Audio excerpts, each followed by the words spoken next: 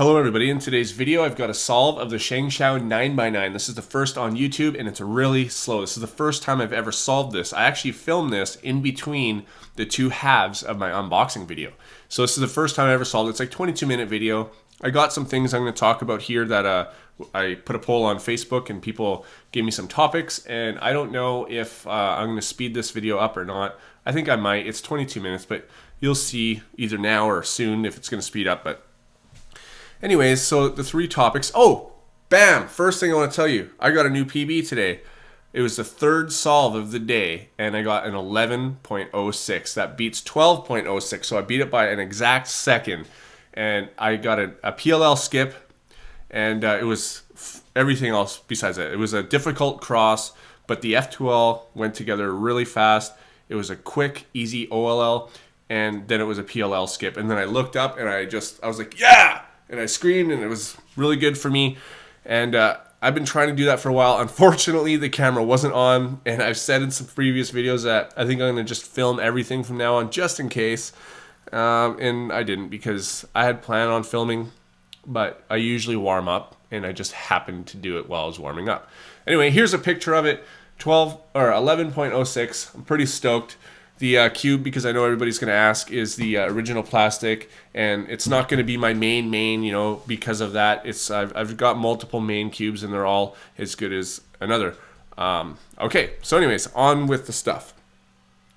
Jason wants to know if I can give some recommendations from cubing stores and rate them from A to F. Well, what I'll do is rate them from 1 to 10. Actually, you know what? I probably won't even rate them. I'll just tell you my opinions on them.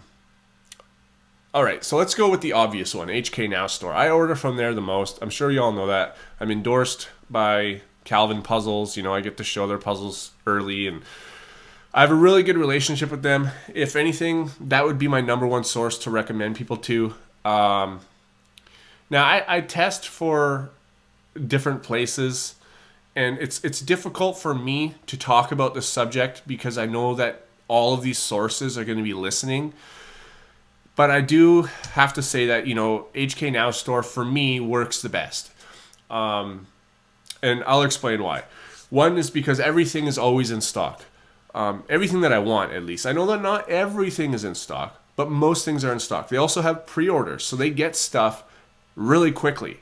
Because most of these new puzzles that are coming out, they're from China, and HK Now stores from China. 51 More Fun is from China.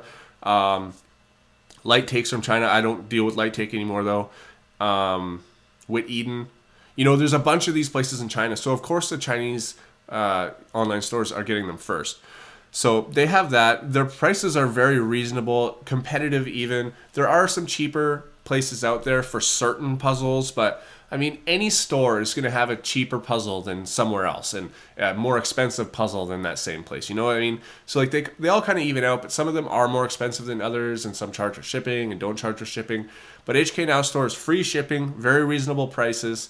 It always comes to me, no problems. I've never had anything damaged. Always answers emails, and very fast.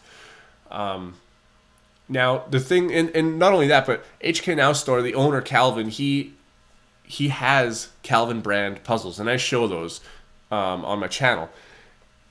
So not only is he like a distributor, and he's also a wholesaler, and he is now a manufacturer. He's got, you know, a warehouse and molds and all that kind of stuff for his own kind of puzzles, and he just really is active in the cubing community.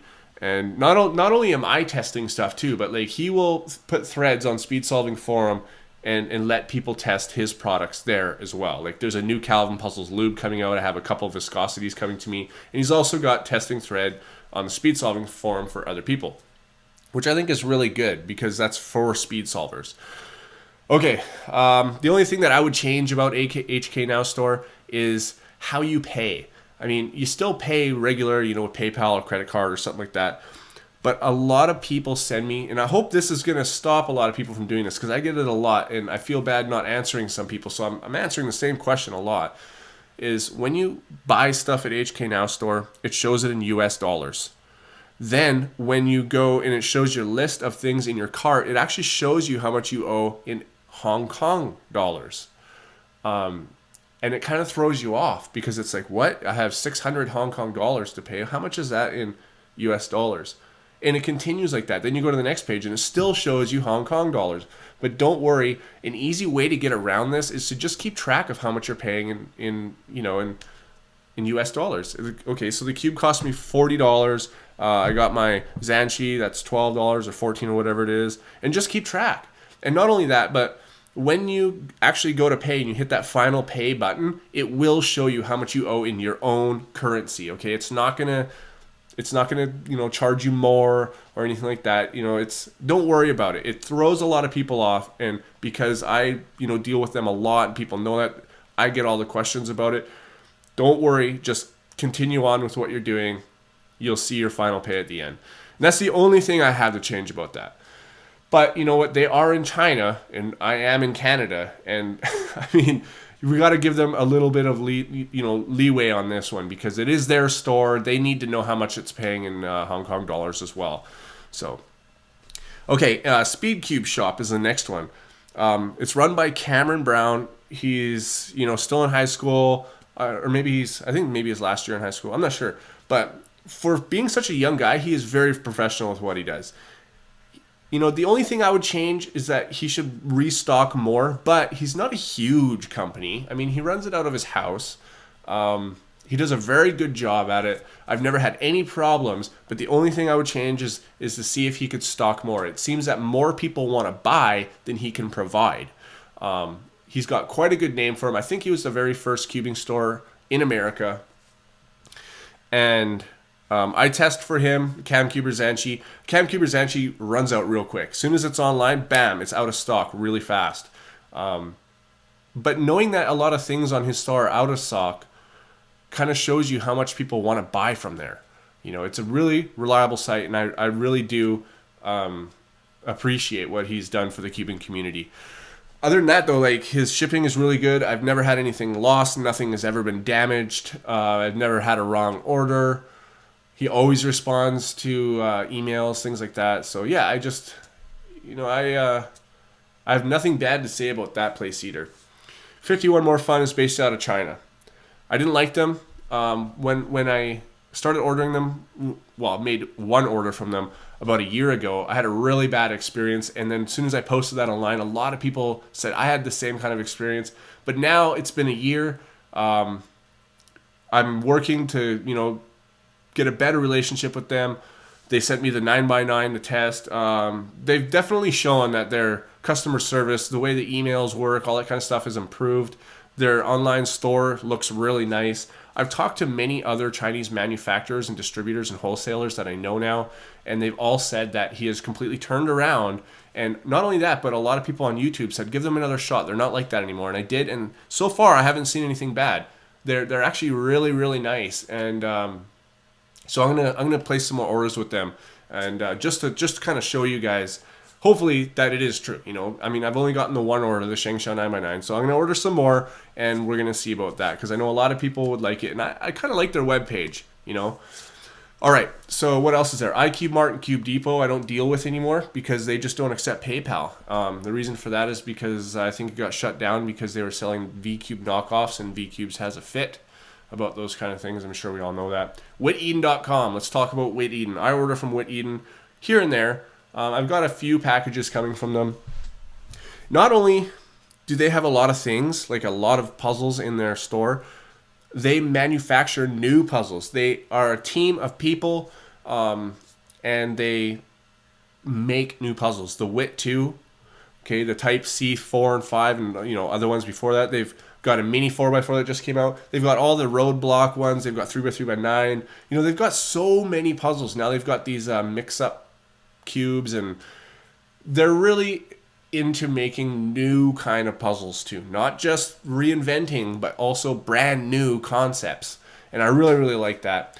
Their shipping does take a bit, and it's not free, but I just ordered 2 cubes from them and shipping was $1.50, so it's not that bad, but it usually takes about 3 weeks to get to me. That's the only thing I would change, is let it go faster. I get other puzzles from HK Now store, which is also in China, faster, but maybe they're in completely different parts of China. I don't know that, so that's all speculation on my part. I just don't know why that would be. They're sending the same Hong Kong Post. I don't get it. But all right, so that's what I'm going to say about cube stores. The next one here is not really a topic, but more somebody wants to know my opinion on something, and that will lead us into our last topic. Ricard, I think that's how you say your name, wants to know. This is what his message says. I'm looking at it on Facebook right now. What do you think about that we're losing our lifetime on such big hobbies like speed cubing? Isn't it pointless? We could spend that time on other more important things, but we're wasting that on our hobbies, which gives us only an entertainment. Okay, I see what you're saying there. My opinion on this is that people want to live a happy life, and everybody has something that they're happy about. For instance, somebody who designs buildings, an architect, it's not just a job, it's a hobby. Like anybody who goes to college, basically, unless you don't know what you're doing there and you're only there because your parents want you to be there and you really don't care about your education. But if somebody, in high school, you start to think about what you want to do with your life, and then you go to college and you're specifically there to get a career in what you're interested in. I'm not interested in all sorts of stuff in high school. I skipped a lot of high school. I skipped classes and I just didn't care for a lot of it because I didn't care about it.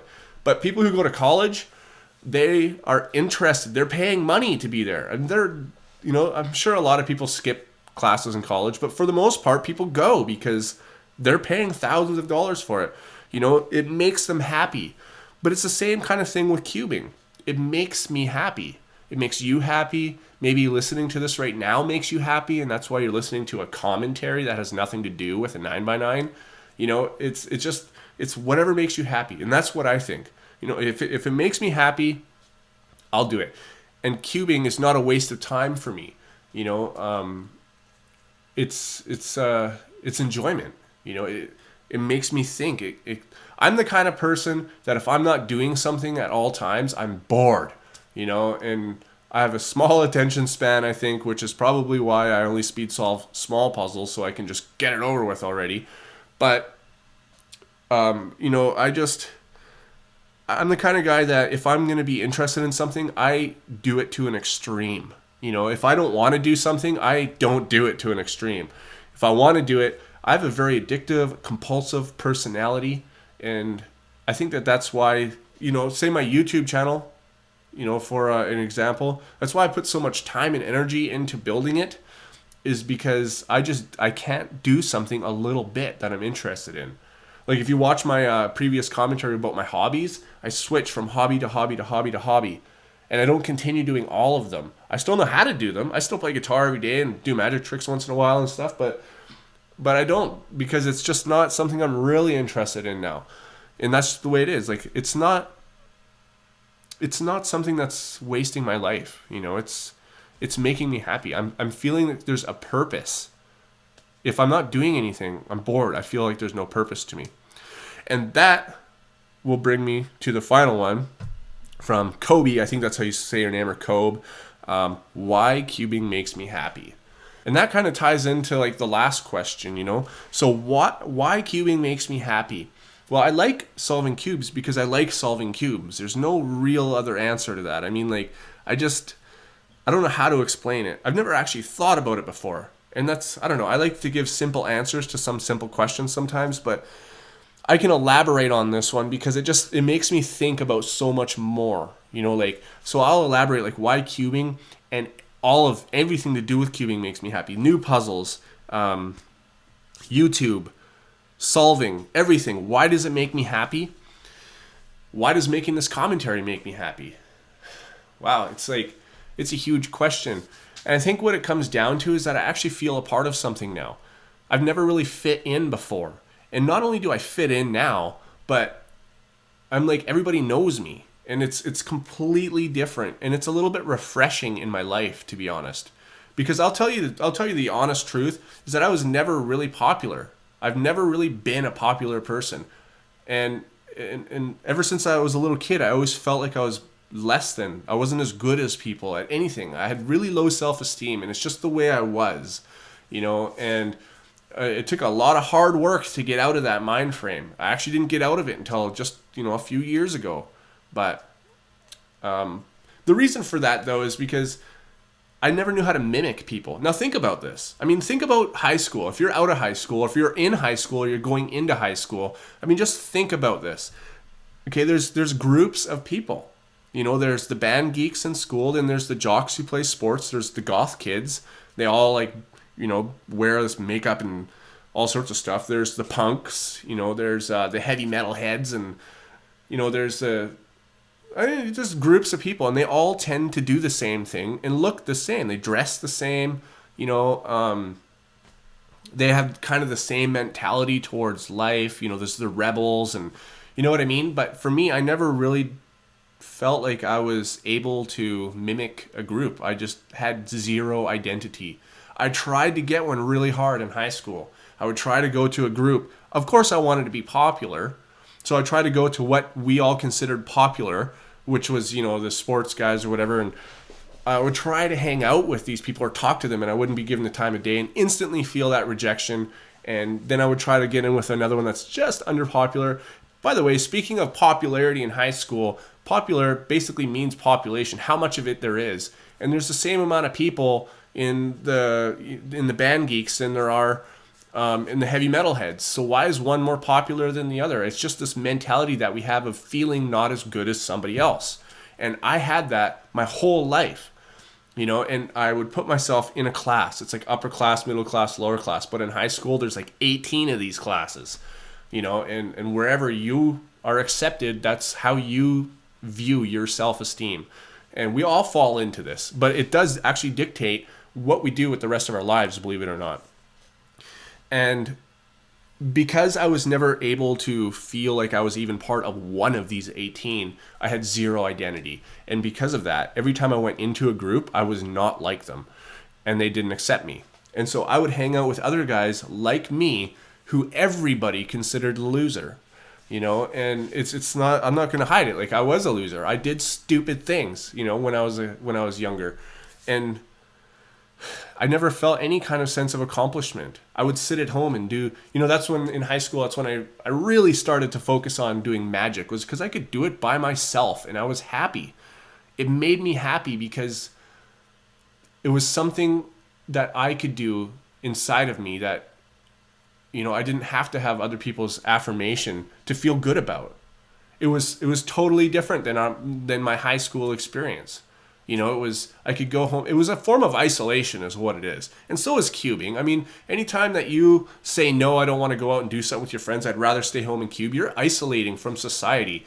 And it's not necessarily a bad thing. Everybody isolates a little bit. But that's what I did. And that's why I do things to such extremes, is because still somewhere inside of me, after basically, you know, 27 years of feeling alone, it's not going to go away with just 4 years of recovery. You know, it's staying with me, but I fight it. You know, it's always there, but I'm trying not to pay attention to it. And now it's a bit different, because now I have this hobby where not only do I love it, but now I've got a bunch of people who love it with me. You know, it's a completely different experience for me, because not only do I have, you know, all this, I don't know how to explain it. It's really difficult for me to talk about, I guess. It's just, for once, I finally fit in with the group and something that I love doing. I had a friend that did magic years ago, and then I had a friend that played guitar, and I actually still hang out with him once in a while. And, you know, but I never had a group. And now not only a group, but like a following. It's totally different. It makes me feel good about myself. You know, so why cubing makes me happy is a huge topic for me. It's massive. I hope I explained that properly. I think I did. You know, it was difficult for me to talk about some of that stuff. I've never really put it into words before. But so yeah, that's a little bit of me. Anyways, I still got a little bit of time here. So I am going to run through and take a look at another question. Cody, how and why you started cubing? I answered that in a previous Q&A. I didn't really go into it, but I don't have time right now because I don't have very much longer. My least favorite cubes, I think Brad actually answered that very well on here. He said, here we go. Yeah. He shot one with a gun, so we know which one that was. He smashed one with a hammer, so we know which one that was. And another one met its end with a crossbow. So yeah, it's not that I didn't like those cubes. Those were entertainment videos and cubes that I didn't like. I would say that a cube that I'm just really not into is a cube for you gigging me, because that was probably the worst cube I ever got. Yeah, it was just really, really bad. OLL and PLL skips. Zach wants to know, OLL and PLL skips, do they count? Totally. I just broke my PLL. I mean my my personal best today, and it had a PLL skip in it. But it does count. If you did that in competition, it still counts. I get this question a lot. Does it still count if I break it? You know, or does it still count if, you know, if here's the thing. A lot of people have 2 PBs. I don't do this. I do have it, but I don't tell people that there's 2 PBs a lot of people go by. You're lucky and you're unlucky. There's your you know, you skip a step or it's a full step. So 11.06 is my lucky PB. Okay, I got a PLL skip. My unlucky personal best, where I had to do every step, is a 12.40. So I have kind of 2 PBs, but in competition, it totally counts. Okay, another quick one here. Hurricane Sandy and your thoughts on it. Okay, I'll rip through that one quick because I don't have a lot of time. I don't really have a lot to talk about it. I live on the opposite side of the country. I've gotten people telling me like, "Are you okay? The hurricane, you're in Canada," and I heard it's hit Canada. I'm not on that side of Canada. I'm on completely the opposite side of Canada. I don't know why I've gotten so many people wanting to know my thoughts about Hurricane Sandy, and I just don't have anything to say about it. I mean, for me, it's not affecting my life except for people asking me about it. I don't watch the news, so I don't know how bad it is. I mean, I've seen a picture, an aerial photograph from a satellite, and it looked like it was massive. I've seen some things on the morning news while Aaron's watching it, getting ready for work. Hurricanes happen. I mean, if people end up dying, then that would be really, really bad. You know. Anyways, I think the video is just about up here. Solving the 9x9 is pretty difficult, just because, actually, I think I explained it in the video. And here I'm doing this is a J-perm, the hard one, and I almost screw it up, but I got it right here. So it's a 27.74. It's a very long video, long commentary. I didn't speed it up. I thought I was gonna, but you had some really good topics. I'll see you on my next video.